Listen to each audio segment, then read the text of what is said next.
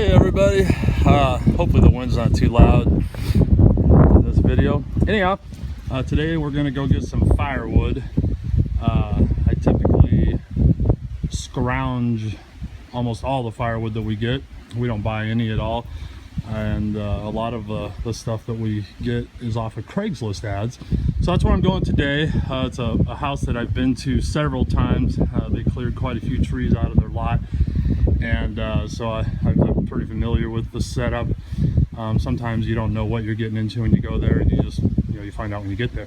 So anyhow, I just thought I'd show you some of the stuff I take along when I'm getting firewood from someone's house and just in my pickup. So I bring, obviously, I got a good little yard cart here, holds quite a bit of wood. This is, because most of the time you cannot get your pickup to where the wood is. It's in their backyard, fenced, stuff like that. So we'll haul it out with that. It's a little slow, but worth it, obviously.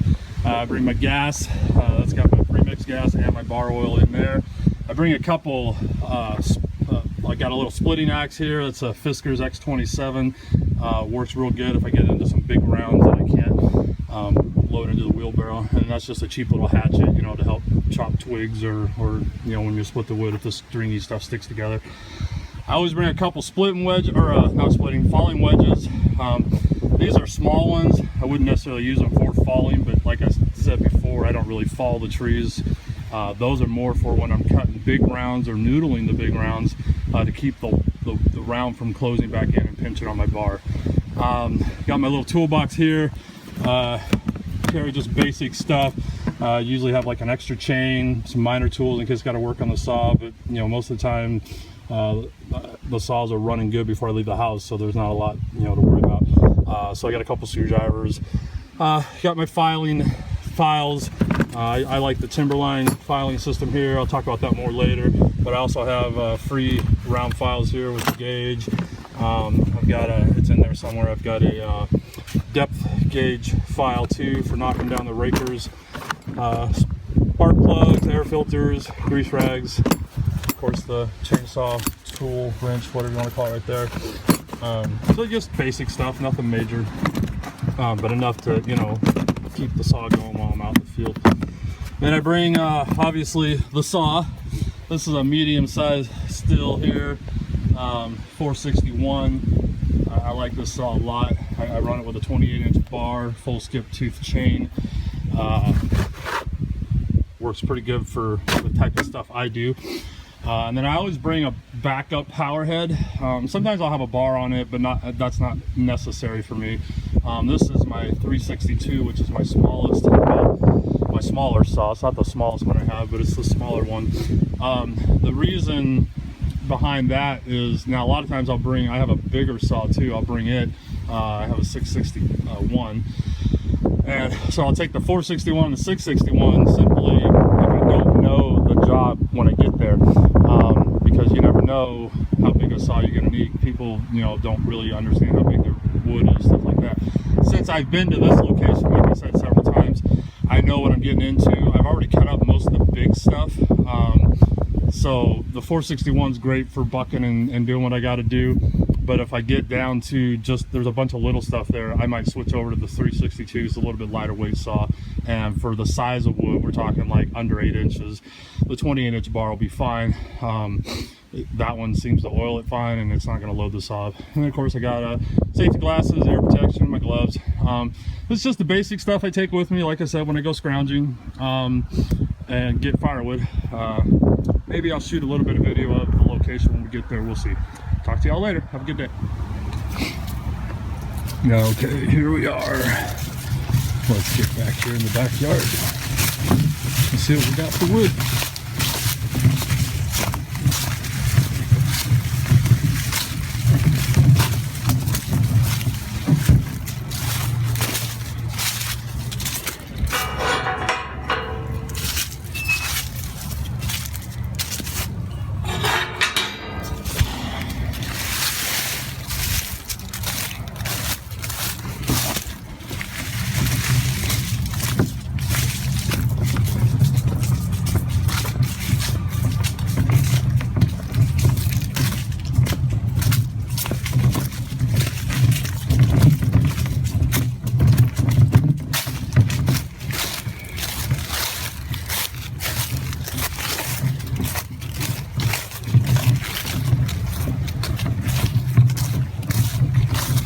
As you can see, they got a pretty wooded lot here for a backyard.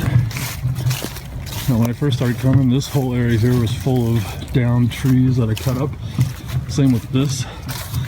See some of the sawdust there.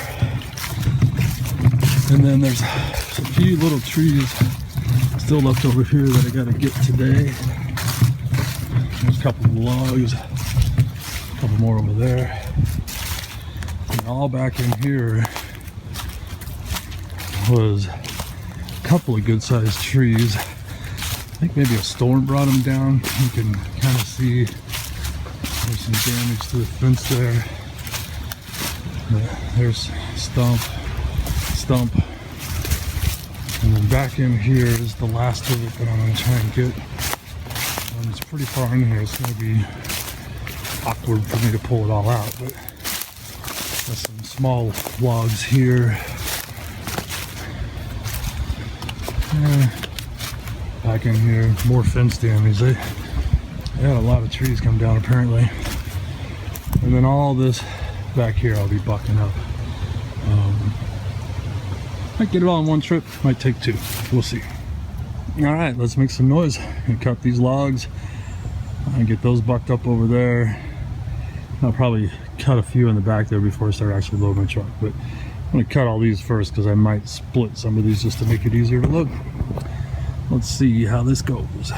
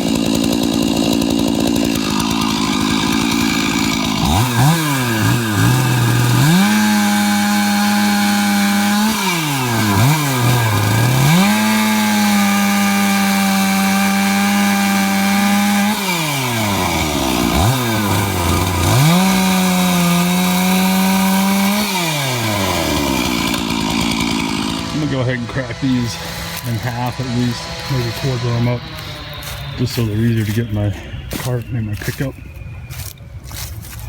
Might give one or two of those a crack too. We'll see how it looks. There you have it, all split up. Be a lot easier to get up to my truck and stack that way. All right, I'm gonna finish up here and head on home. All right, we're just about all loaded up here. I got this last cart to throw in the truck, and then we'll be out of here. Pretty good little load for scrounging. Oh, there you have it, all loaded up. Pretty good load for free. Talk to you guys later.